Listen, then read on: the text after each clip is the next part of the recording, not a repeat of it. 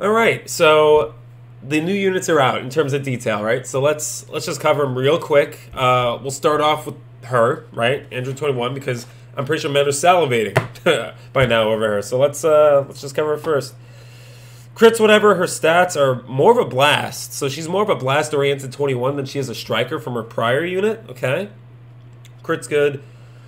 Please forgive me, main ability. Draw Ultimate Arts Excellent Buffet. Next, restores own health by 25% and ki by 60. That's a lot of ki. Increases own art draw speed by 1 level. Plus 1 amount. Special cover change can be used. Huh? Plus 1 to special amount. Special cover change can be used. What the fuck does that mean? That's maybe that's a typo, or maybe that involves her unique abilities. Maybe, well, I guess she has a cover change, right? So let's see. I didn't see any cover changes when we saw the preview, so interesting. Readiness for battle. Applies the following effects to self when this character enters the battlefield. Changes strike arts to blasts. Okay, definitely a blaster. 60% damage inflicted. Cannot be. Wow, it's a lot of damage. Reduces damage received by 30% for 15 timer counts. And -5 to blast arts. Plus 10, okay, this is, I guess, where it sticks out. Plus 10% the blast damage inflicted every time another battle member is hit with an enemy strike or blast for a max, and specials for a max of 50%. So that's, right here, if you get stacked by her, she's doing over like 110% damage total if you're using blasts. I'm more scared of seeing someone I love get hurt. Receive damage, 0 damage. When changing cover for the first time, activates during assists. Plus 2 to substitution. Okay, so, okay. That's where the main ability comes in. You gain another chance at cover changing and reducing by 0. That's what that means. And that's unheard of. Reduce. Does this mean she can tank Rising Rush? Am I really going to see Rising Rush do 0 damage for the first time? Oh, wow. This changes things a bit. This is definitely unique. Applies following effects to self when this character... I'm sorry, when at least one allied character is defeated. 30% damage inflicted cannot be cancelled. Applies damage upgrade. Shortens substitution count by... Not damage upgrade, I'm sorry. Substitution count upgrade by 2. Wow. Holy shit. Okay, blast. Okay, wow. So she buffs... Special moves by 15% when you activate Blast. 20% for the command mail wave, that's whatever. Following effects occur on hit. Inflicts enemy with Flash. Draw special move art next, activates twice. Restores own ki by 50. And plus 15% damage inflicted by allies. That is a nice little extra there. The reach is pretty good for the Solar Flare too. Deals massive impact damage for Excellent Buffet. The following effects occur according to the number of battle members upon activation. 3 battle members, 40% damage inflicted for 3 timer counts. 2 battle members, 50% ultimate damage inflicted for 3 timer counts. And inflicts all enemies with no switching for 3 timer counts. That's pretty good. Is that on... That's on hit, right? No, on activation. Wow. So she's basically got a little topo here. If you lose a battle member, that's crazy good. Okay. Vegeta Blues are dead then. 1 battle member, 70%, 3 timer counts, no switching for 3 timer counts, same as the prior. Okay. She buffs androids, she's an android person. Okay, oh, okay, and then when you get her here, okay, so the 6-star, oh, no, okay, 3 stars, I guess. You're going for region. For strike, for blast. Yeah, for base strike and blast at 3. Okay, wow. So, yeah. I'm interested to see how she fares on region. It's really tough to say fuck Majin Buu, but, like, there's some unique one-of-a-kind things here you might want to test out here. For one, this is a one-of-a-kind ability here. She reduces damage by 0 to 0. Receives 0 damage when changing cover for the first time. This probably applies to Rising Rush.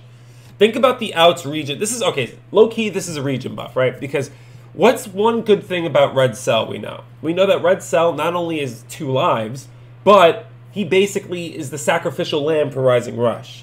We now have, region at least, now has a sacrificial lamb for Rising Rush. Actually, it's not even sacrificial because she reduces damage by 0. So if you play her right and save her, it reduces damage by 0. If you wait it out and decide to tank a hit, she tanks guaranteed 2 full hits. As soon as you swap her in, you definitely want to pop this main ability to get that extra cover change and just get her the fuck out of there. Because this is a one-of-a-kind thing right here. I've never seen anything like this in the game. So, reduces damage by 0. People, I'm pretty sure, are implied. They feel more enticed to pull her now, for sure. I would go for her, but let's I don't know. Let's see our LF, the new LF on the block here. He is a strike person. That is surprising, given the fact he has 1 arm. Let's see. He's more of a defense guy, actually. Wow, his defenses are maxed. Okay, his defenses are pretty good. Resilient Warrior. Draw Ultimate Arts card. Explosive Dance. I like that. Restores own key by 50. Gain attribute upgrade. Minus 100% to enemies sustained damage cut effects. Ooh, he's going to do some damage. Seals enemies special move and special arts. The sealed arts cannot be used for 10 times. Oh. Okay, that is a really, really, really good main ability. Holy shit. This says fuck blue and green cards. Wow, he really handicaps your opponent. No pun intended. Battle for Hope. The following effects occur when this character enters the battlefield. 25% damage inflicted by allies for 15 timer counts. Okay. 25% is a lot. Holy shit. 45% damage inflicted cannot be canceled. Up to 90%. So, the second time he swaps in, so you swap him in twice, he's doing 90% damage. That's crazy good. Increases own draw speed by 1 level, cannot be stacked. Also applies the following effects to self if there is a defeated battle member. Draw special art next, activates twice, nullifies unfavorable fact. Oh, wow, element factors 50. Okay, and that activates twice. That's a mouthful, but that's really good already. 25% for the allies. And then a total of 90%. I don't think I've ever seen this where it stacks like that when you swap in. That's good. And then the draw speed always helps. Yeah, he's going to do some good stuff when you swap him in, for sure. Following effects occur when changing cover. Nullifies enemy blast art attacks. Activates during assist. Randomly destroys 2 enemy cards. Wow. Okay. The following effects occur after enemy attack is over. 25% damage inflicted by allies. Wow, he really buffs. Oh my god, he buffs allies like crazy. Restores own health by only. Whoa, wow, wow. Okay, so he has 2 lives too. He's got a little topo here. He restores by 40%. Okay, he's interesting. He really just kind of like neutralizes the opponent and sort of like, no pun intended again, handicaps him. He removes cards in the hand by 2 when you swap them, and also he neutralizes all blasts. So you can pretty much stop your opponent just by swapping in. Restores Vanishing Gauge every time you pack a strike. Wow, they're really complimenting the 1 arm here. Restores Vanishing Gauge by 10% upon activation. Wow. Okay, that's good. Kamehameha Wave, 20% damage inflicted 50 timer count. Seals enemy strike arts on hit. Wow. So he literally cripples you. Blue card into his swap in for the neutralizing blasts. They knew exactly what they were doing. This unit is based off of fucking puns, and puns alone on the fact that he has no arm. Wow, what bastards. Little jokesters at the fucking... little jokesters in the fucking the dev team, I'm telling you. Final Will to Fight restores own key by 50. Nullifies own attribute downgrades and abnormal conditions by 20 timer counts. Reduces next damage sustained by 30%. This applies until enemy combo is finished. 20% damage inflicted for 20 timer counts. That's good. And then Explosive Dance, last but not least, 40% ultimate damage inflicted for 3 timer counts.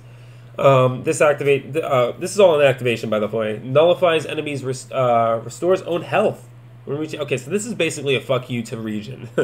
Okay, that makes sense, right? They have to have something that sort of contradicts the shining gemstones of the other unit. So this is a fuck you to 21 and Topo and anybody else. Additional 20% damage. Oh wait, 40% ultimate damage, 3 timer counts. Additional 20% to ultimate damage inflicted with 3 timer counts. If own remaining health is 50% or below, blast armor when... Wow, okay. I didn't know it was that situational for the blast armor, but okay, that's fine. Under 50%. Okay. Okay, so he's future. He's future and hybrids. Oh, he's got the same... Okay. So 37% total for future or tag hybrid, and then an extra 18% for both in terms of blast defense. Okay, so I'm not really inclined to the gun for him automatically. I'm looking for just Super Saiyan buffs at this point. But he is really good. Jesus. At 6-star, right? I mean, you got to keep this in mind. 2 stars, he's gonna, he's gonna take some damage, but he is gonna be able to cripple people a lot with just his abilities alone. So it's not like it's impossible to run him on 2 stars and fare really well. But yeah, that being said, I can only imagine if he can tank. So if you get him at 6 stars, he is going to be annoying. He's going to be able to sort of handle damage pretty well, especially with his defenses. Fucking look at this shit. And then, like, on top of that, he neutralizes blasts. Hitting blue cards will neutralize strikes. So, and on top of that, he hits really fucking hard, 90%. And also, he has 2 lives. He's Topo, basically. Gains 40%, and he reduces damage. He's an overall really, really fucking hard unit to take down. So, yeah. Who wins in terms of blowing me away? I would say Android 21 really just has something special with that take no damage aspect to it. A big thing in the meta always is Rising Rush. That's just the game mechanic. So she's one unit that's sort of saying fuck you to a mechanic, and that's just saying I take no damage. So it's not like you're dying from Rising Rush and coming back with half health. You're taking 0 damage.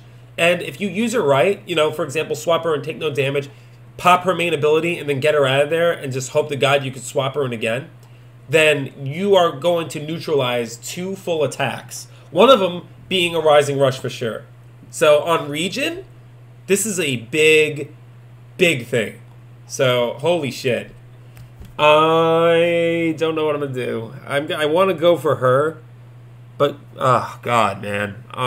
I just don't fucking know. I have 2K crystals. I have 2,000 crystals. Well, we'll have to see. We'll have to see what I'm going to do. I don't know. I really don't know. So, let me know what you think. Let me know what you guys are doing. This is crazy. It's certainly enough to make you think about it for sure. I would say save unless you're region mains. If you went hard on Piccolo, I would say gun for her. But I don't, whether she overshadows Zenkai Buu, it's debatable. Zenkai Buu is just too fucking good to just not use, because he's a tanking machine. But at the same time, she literally, I think that's the whole point, is to make it debatable to use her, because she literally says fuck you to anything on first swap, and when you pop her main ability, she says fuck you to Rising Rush. So that's the debate here, is do you want to say fuck you to Rising Rush, or just have an overall solid tank in Majin Buu? Hell, you can use them both if you want. You might actually be able to run 2 greens constantly on a consistent basis and pull it off, just because she neutralizes. This is far beyond neutral, element factors and ignoring it. This is saying ignore damage. This is the first unit that's done that. So I don't know. Let me know what you think. Like the video if you liked it. Leave a kind fuck you in the comments if you didn't. And yeah, later guys.